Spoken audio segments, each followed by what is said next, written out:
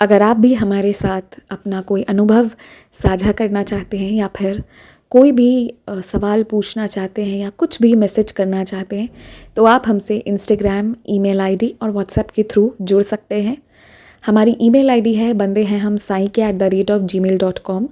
Screen पर email ID mention की गई है। आप सबसे ये रिक्वेस्ट है कि काइंडली करेक्ट स्पेलिंग चेक कर लें। हमारी ईमेल आईडी में बंदे हैं हम में डबल ए है।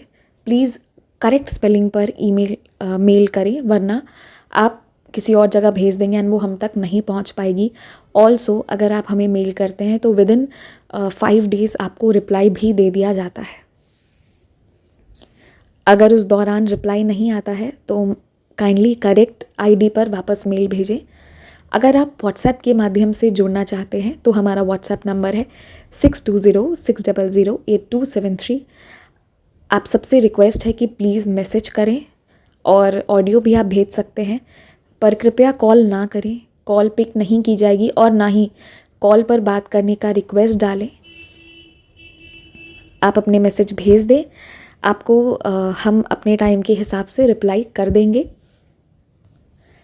आप चाहें तो इंस्टाग्राम के थ्रू भी हमारे साथ कनेक्ट हो सकते हैं साई चिल्ड्रन के माध्यम से, जिसका स्क्रीनशॉट्स आपकी स्क्रीन पर शो हो रहा होगा। इसके थ्रू आप इंस्टाग्राम पर जुड़कर भी अपने अनुभव, अपने क्वेश्चंस कुछ भी हों शेयर कर सकते हैं। जो भी है, आप अपनी भावनाओं को ज़रूर शेयर करें। एंड बस जय Sai Ram, stay blessed, take care. Baba आपको बहुत सी खुशियाँ दें। नमस्कार, ओम साई राम। मेरा नाम प्रज्ञा है, मैं जम्मू से बात कर रही हूँ और मैं अभी अपनी मास्टर्स में हूँ। और बात ये हुई कि मेरे पास, सबके पास एक एक्सपीरियंस होता है शेयर करने के लिए। मेरे पास इतने ज़्यादा हैं कि मुझे समझ नहीं आ रहा कि मैं कौन सा वाला शेयर करूँ।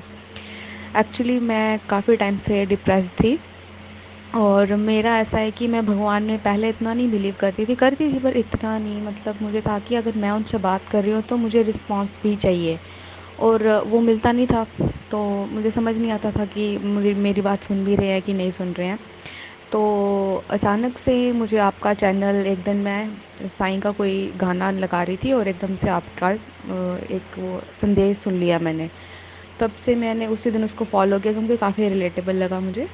तो उस दिन से मैं उसको डेली फॉलो कर रही थी और हर दिन मैसेजेस मेरे साथ रिलेटेबल थे। मुझे लगा कि नहीं, शायद मुझे बाबा इसी तरह से आंसर दे रहे हैं। और इसी चलते मैं आपके साथ एक एक्सपीरियंस शेयर करना चाहूँगी।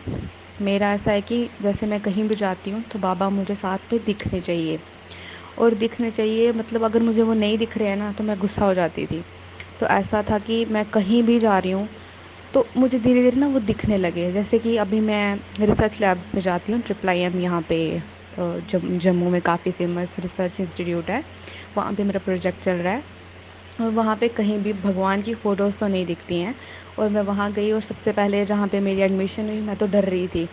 और वहाँ गए तो जैसे मैंने एंटर किया और मेरी लैब में, मेरे कैबिन में साईं बाबा की फ़ोटो लगी हुई थी। और मैं उस टाइम इतनी ज़्यादा खुश हो गई कि वो कैसे हो सकता है, ये पॉसिबल, यहाँ पे कैसे फ़ोटो हो सकती है। और आप बिलीव नहीं करोगे, मैं जिस रास्ते से आती हूँ वहाँ पे मुझे ये भी पता है कि किस गाड़ी में कौन से, मतलब फ़ोटो, मतलब कौन सी गाड़ी में फ़ोटो लगी है बाबा की, ये भी मुझे पता है। एक वहाँ पे स्टैंड लगा हुआ है, वहाँ पर भी एक छोटी सी फ़ोटो लगी हुई है। इवन मैं जहाँ पे मैं जाती हूँ वहाँ पे उस सामने एक मंदिर है, उसमें भी बाबा की फ़ोटो लगी हुई है। मैंने बाबा के व्रत रखना करना शुरू किया था और अचानक से क्या हो गया, साईं व्रत कथा पढ़ने के लिए उसमें बोलते हैं, मेरे पास नहीं थी और मैं भूल भी गई थी लेना। मेरे एक फास्ट ऐसे ही हो गया और मैं अचानक से मंदिर में गई और मैं बाहर आई तो एक मतलब पेड़ है, वहाँ पे बारिश हो रही है, पेड़ के ऊपर साईं व्रत कथा पड़ी हुई है। मेरा और मेरी फ्रेंड गए हैं, वहाँ पे किसी को नहीं दिख रही और वो मुझे दिखी, बिल्कुल एकदम नई वाली। मैंने जैसे उठाई तो मुझे थोड़ा सा डर सा लगा। वहाँ पे मंदिर में कोई भी साईं बाबा की मूर्ति नहीं थी और वहाँ पे अचानक से ऐसे अकेले मतलब उनकी फ़ोटो पड़ी हुई है, साथ में उनकी व्रत कथा पड़ी हुई है। मैं जाके पंडित अंकल से पूछा कि मैं ये ले लूँ, तो उन्होंने कहा ले लो आप। तो मैं बस वो लेकर आई तो इतनी प्यारी फ़ोटो, मतलब उनकी ऐसा लगता है कि वो रियलिटी में मुझे देख रहे हैं।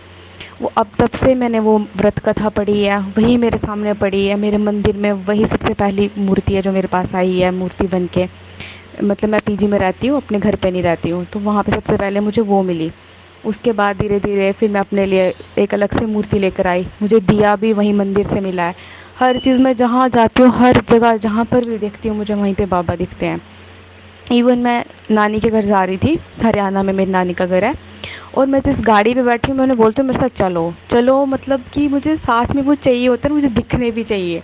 और मेरा क्या था कि जब मुझे सीट मिली है, उस तो मेरी सीट पे विंडो पे साईं बाबा की फ़ोटो लगी हुई है। मैं जहाँ भी नज़र करती हूँ मुझे वहीं दिखते हैं बाबा। मैं क्या बोलूँ, मेरे गूज़बम्प्स अभी भी मतलब क्या बताऊँ, मैं एक्सप्रेस नहीं कर पा रही हूँ कि मैंने मेरे साथ बहुत सारे एक्सपीरियंस हो चुके हैं, मुझे बाबा ने लाइव दर्शन भी दिए हैं। तो बहुत बहुत बहुत धन्यवाद आप सबका कि मैं अपना एक्सपीरियंस शेयर कर पा रही हूँ किसी के चैनल के थ्रू, और वो आप हैं, तो बहुत थैंक यू। एक और एक्सपीरियंस था, लास्ट 2 ईयर से मैं बहुत ज़्यादा बीमार थी, काफ़ी ज़्यादा बीमार थी। मुझे स्टमक इश्यूज़ हो गए थे, मुझे और भी काफ़ी हेल्थ इश्यूज़ थे जो मैं अभी डिस्क्लोज़ नहीं कर सकती हूँ। तो मैंने काफ़ी सारी मेडिसिन्स ली हैं, हर जगह चेकअप करवाया, और एग्जैक्टली रीज़न भी समझ नहीं आ रहा था। और मैंने धीरे धीरे बाबा की उधी लेना शुरू किया, और उससे मुझे इतना रिलीफ मिला है कि एक टाइम पे मैं 36 मेडिसिन ले रही थी पर डे, इतनी ज़्यादा, और बता नहीं सकती हूँ। और आज ये डे है कि मैं आज 1 या 2 से ज़्यादा नहीं ले रही हूँ, और धीरे धीरे ये भी मुझे पता है कि बंद हो जाएगी, और ये बाबा की युति का ही कमाल है। और मैं हमेशा थैंकफुल रहूँगी बाबा से इस चीज़ के लिए। और थैंक यू आपको भी कि मैं आज शेयर कर पा रही हूँ आपके चैनल के थ्रू ये सब चीज़ें।